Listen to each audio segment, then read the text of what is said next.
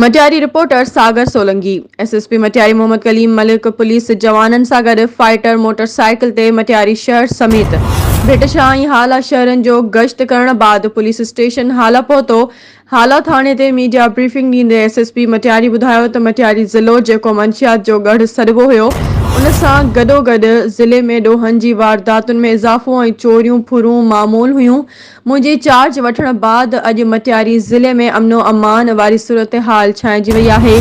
मंशियात जो विकिरो बिल्कुल बि ज़ीरो आहे, जॾहिं त पुलिस पार्टी ॾोहनि ऐं चोरियुनि ते पिणु कंट्रोल करे अवाम खे सुकून सां जीअण जो हक़ ॾिनो आहे।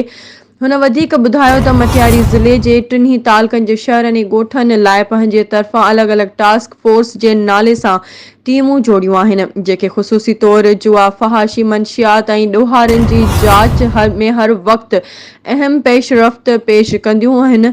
हुन चयो त मटियारी ज़िले में किथे बि ॾोह थींदो हुजे, उन खे पंहिंजी सोशल मीडिया अकाउंट ते पब्लिश करे अवाम आॾो रखो त जीअं उन ॾोह जी निशानदही ते फ़ौरी तौरु संदनि ख़िलाफ़ कार्रवाई अमल में आंदी वञे।